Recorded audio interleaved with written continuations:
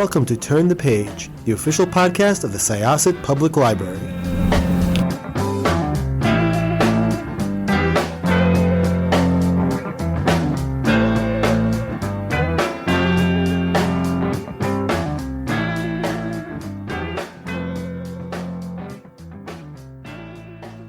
Hi, welcome to Syosset Library's Turn the Page podcast. I am your host, Jessica, and I am here with the author of several extremely relevant parenting books to today's world, which seems to be always rapidly changing. I feel like there was a time period years and years ago, definitely not when I was parenting, but when my parents were parenting, where it was like, you would get these parenting books and they would update, every 5 years, maybe every decade.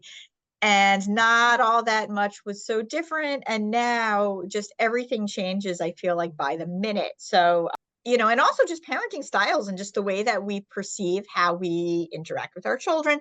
So I wanted to welcome you to Turn the Page. Please tell us who you are, about yourself, and about the books we will be chatting about. Thank you very much for having me on, Jessica. I really appreciate it. I'm Craig Knippenberg, author, speaker, podcaster, and mental health clinician with over 40 years of experience. I own the largest private practice in Colorado and am looking at the mountains right now.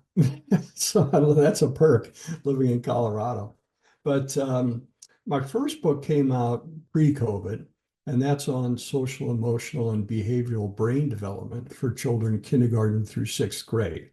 And it's material that I developed at a private school here in Denver over 27 years that I taught to kids so they could learn more about their brains and how their brains work. And any parent or teacher can understand it. It's called Wired and Connected. And then COVID hit.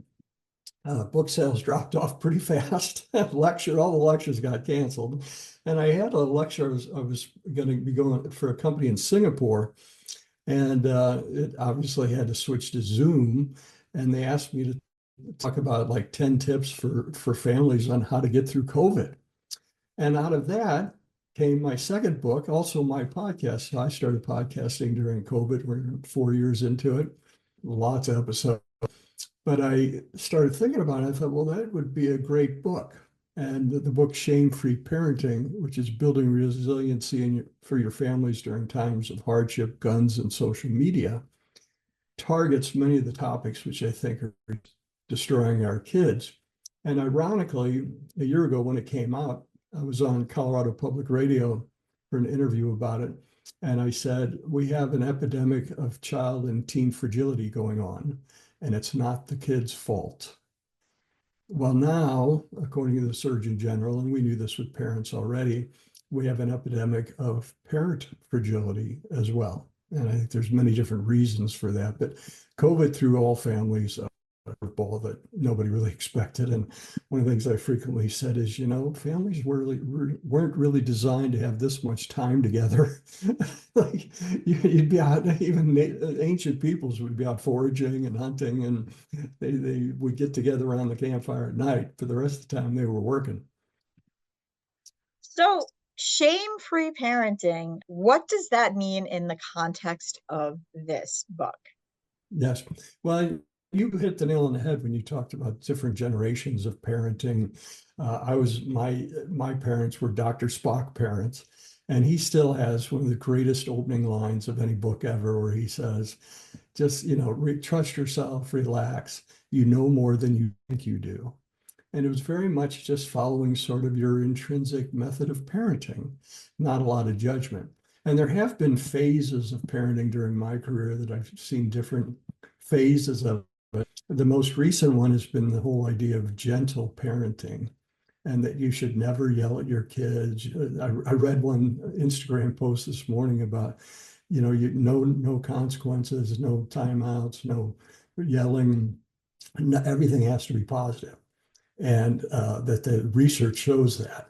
Well, ironically, they didn't have any research listed, but that phase of parenting right now, I really dislike, because it's an impossible standard for parents to meet.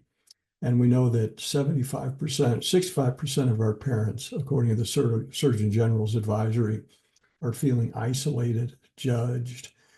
They feel shame. They don't reach out to other parents because they'll be judged on their parenting. And really, what the book is about, the first two chapters, is for parents to let go of any guilt and shame, because in reality, in the research, you just have to be this side of good enough as a parent, and nature will do the rest. Nature's going to take over for your child. And you only understand that after your kids get older, and then you realize how limited control you have over them once you keep them alive. So if you got little ones and preschoolers, your main job is to keep them alive. And if that means sometimes having a timeout or raising your voice when they're about to run across the road or grabbing them quick, that's just fine.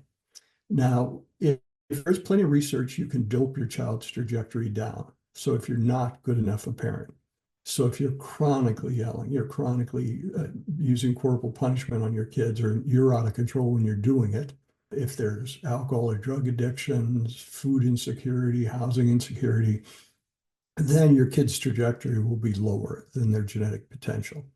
But once you're side of this good enough, then your kids are going to be who they're going to be. And so you can kind of relax. And I give parents tips on how to let it go. And one of the fun exercises in my lectures, I ask the parents to think of a time they felt guilt or shame about how they parented. And every hand goes up. I don't make them share it, but I do share one of the stories with my youngest daughter, who's now 19. And the funny part of that one is she was at my lecture when I told this story, and she said, she just blurted out, "I don't even remember that." Like, that's great. But then in the end, I talk about the ways to let it go, one of which is to just think about. So we do an open brainstorm. I said, okay, everybody, I want you to just yell out, what have you done positive for your kids in the last 24 to 48 hours? How many of you woke your kids up in the morning with a hug and a kiss? How many of you packed your lunch for your kids? How many of you made breakfast for your kids? Did you give them a hug when you dropped them off for school or when the school bus came? And you just go through all the thousands of things parents do every day for their children. And it outweighs it, because in the research, we know that for any kind of relationship, for every negative interaction, you need 5 positives.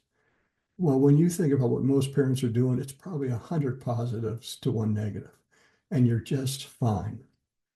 So a few things I wanted to talk about, because again, they're important. And, I think that it's just a very interesting concept. You talk about a lot about fostering independence and also, healthy boundaries. How do you think things have sort of shifted in, obviously, we were in the same space for at least a year and a half, 2 years.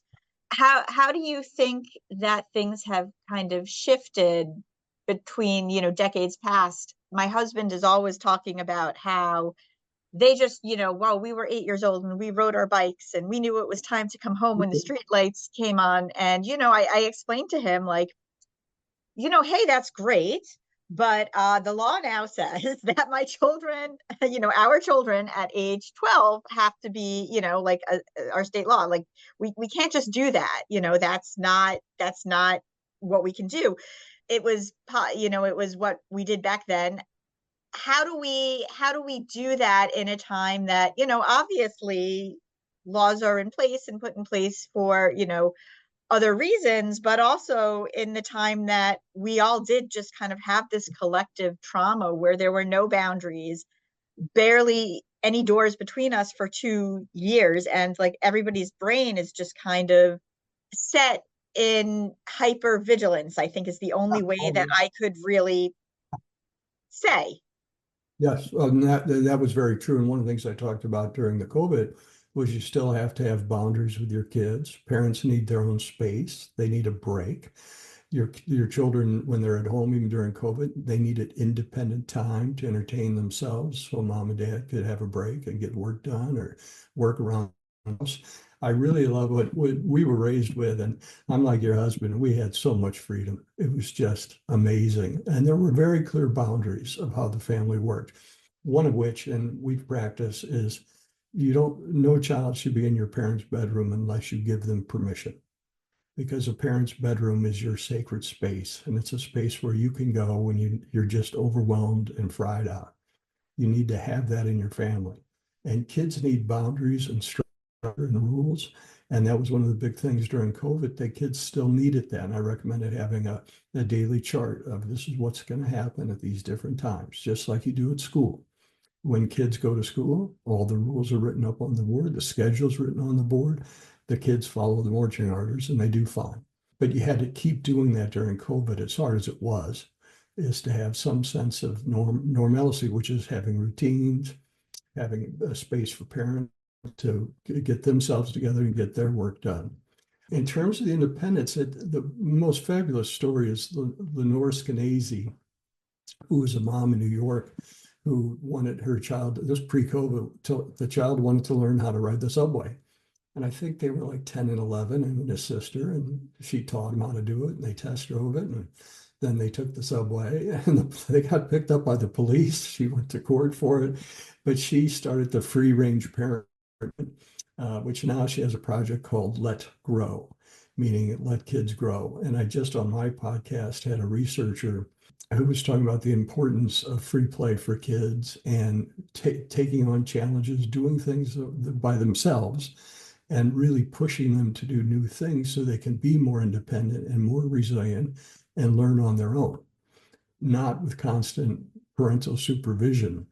And one of the studies I read recently, that kids on their own, when they're playing out in the neighborhood, they learn to solve social problems on their own. So I remember playing baseball, it was always who got to be pitcher, who got to be the first batter, which team got to go first or second. And we would negotiate those things.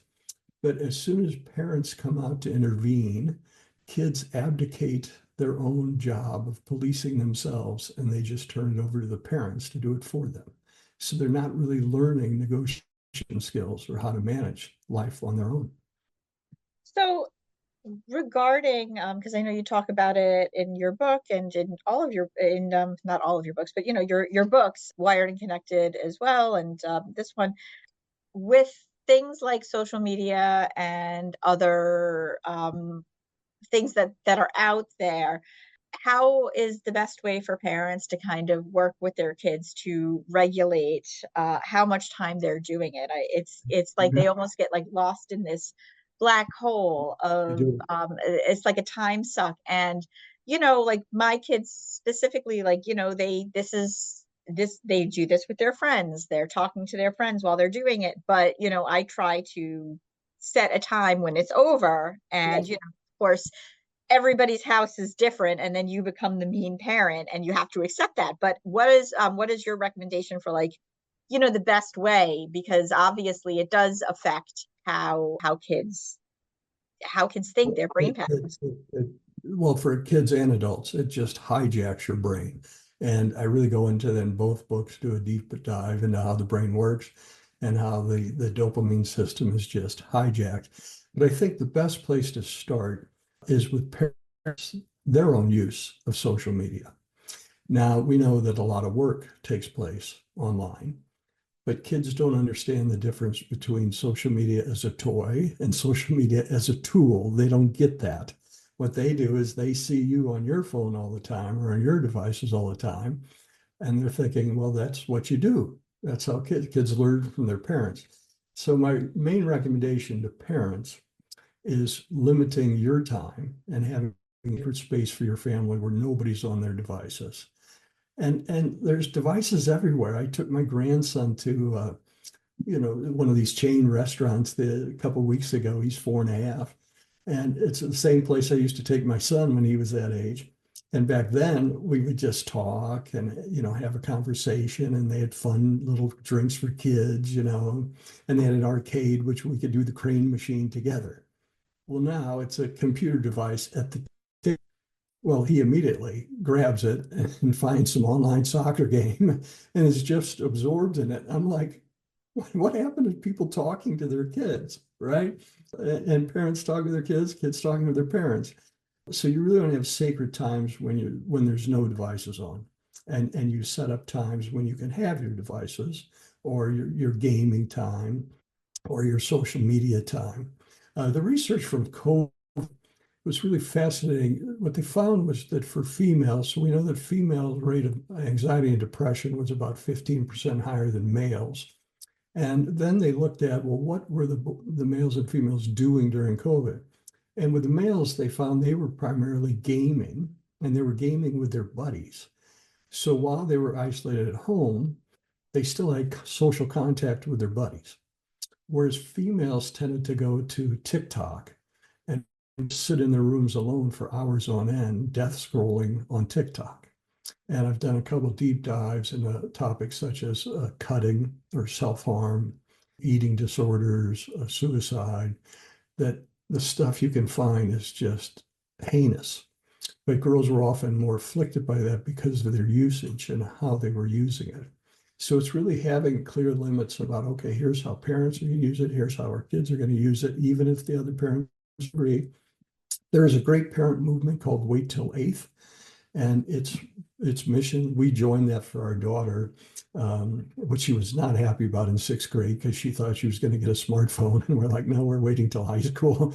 And she actually later thanked us. She said, I would have gotten so much more trouble if I had a smartphone in middle school. And she saw what it was doing to her friends. But the main recommendation I make to parents and students is if you're watching something and it doesn't make you feel good, turn it off. So if you're a parent, you're scrolling on parenting sites and they're giving you all this advice and how you're not supposed to ever yell, and you're sitting there going, oh, I failed as a parent because I yelled at my kids twice today already, and then get off. Don't keep watching it. And if you're a teen, a kid, and you're desk scrolling through things and you're not feeling good about how you're feeling about it, get off. So that's actually a really good place to talk about, where you talk about mental health signs to kind of watch out for in children. Without, obviously we want people to go get the book.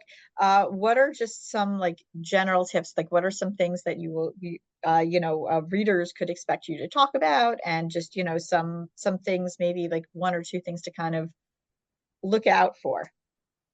Yeah, I think probably the biggest, and this is for parents and students, is when you see your kids getting more isolated.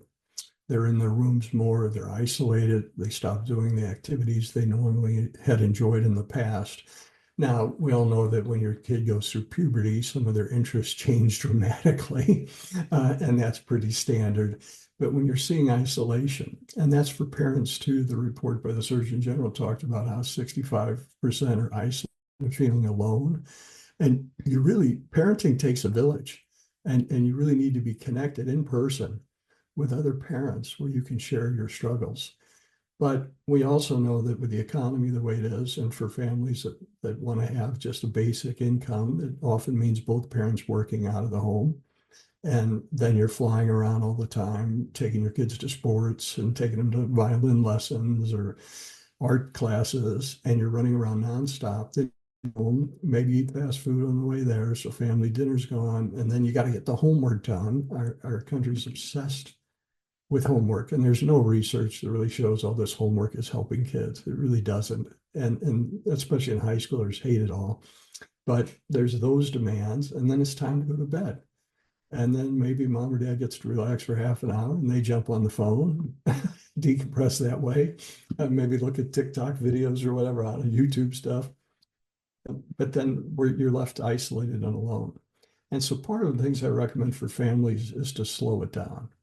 Slow things down. Don't be going so fast. And one of the blessings of COVID was parents didn't have to be chauffeurs every morning, every afternoon to their kids' activities. And it seems like we've gone right back to it. We're right back into where we were before. And that was stressful before COVID. And we're right the same scene. So I think it's slowing down as a family and having family time. When I was a kid, I grew up in Missouri, and I would describe my childhood as supremely boring, meaning that it was the same thing every week, the same meals. We had the Monday meals. We had Tuesday night was my favorite pork chop night. My mom had 5 kids, so there wasn't a lot of room for meeting everyone's desires for time. And Fridays was fish and SpaghettiOs, fish sticks and SpaghettiOs.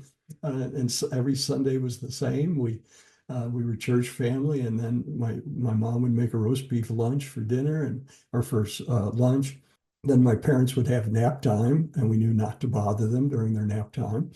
And then Dad would come on and play with us for a couple hours, and then we'd for dinner had grilled cheese and tomato soup and watched Bonanza or played games together.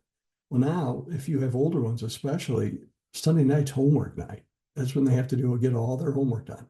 So like family game time is gone, right? And Tuesdays we got to have TV dinners and watch the show. Oh, I'm blanking on the name of it, the Mod Squad. And we'd all sit there watching the Mod Squad. It was very trendy in the hippie days. And that was kind of this structure that we had, the routines. We had lots of rituals of things we did all the time, every month, every year. And it's delightfully boring. It's structure, and families need that structure. Thank you so, so much. So once again, this is Shame-Free Parenting, and you also have Wired and Connected. Tell us just a little bit. You also have a website, Adventure Dad? Yes, I haven't posted. So our youngest, who's 9 now, we adopted her at age 7. So we have 4 kids ranging from 47 down to 19 and 2 grandkids.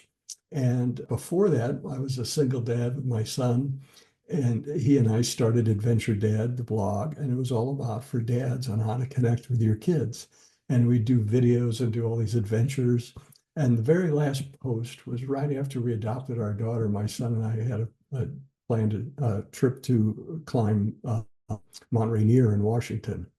And I think it was the training day was the last post, because once we finished the hike and got back, it was back into the trenches of parenting and having a daughter who had suffered trauma and other experiences in her younger years.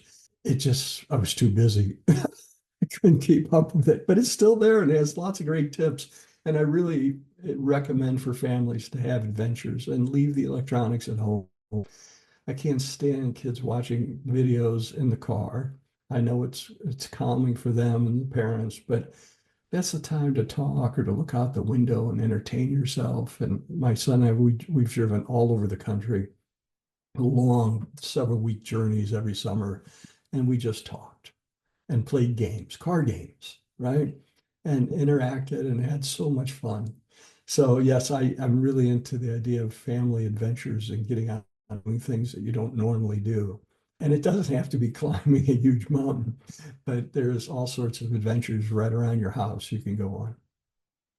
Thank you so, so much. I appreciate it. Check out Wired and Connected. Check out Shame-Free Parenting. And Knippenberg with a K. yes, Knippenberg with a K. Yes. Yeah, that's a tough one. And your podcast. Where can people find you and your podcast? It's on Spotify, Apple. It's called Legit Parenting. And so legit parenting. And it really is about, you just have to be this side of good enough. And especially if you have a preschooler or a teenager, it's hard. Those are really hard stages. And you don't have to be a perfect parent. You can let things go sometimes, even though the rule says put your shoes in your bedroom, and your middle schooler at age 13 leaves his size 13 shoes in the living room, and you know you're supposed to go get them, but it's late and you're tired, so you just pick them up and chuck them at their door, and that's just fine. You don't have to be consistent. If you're consistent, I'd say for elementary age children, babies, consistency, if you can hit 75% of the time, great. If you got a preschooler or a teenager, all you need to do is 51%, and your kid's going to be just fine. Thank you so much. Have a wonderful, wonderful day. So let me sign out. Once again, this was Jessica with Syosset Library. My guest was Craig Knippenberg. With a K. And we are, yes, with a K. And we are going to close this chapter of Turn the Page. It's time to close this chapter of Turn the Page. Join us for the next episode.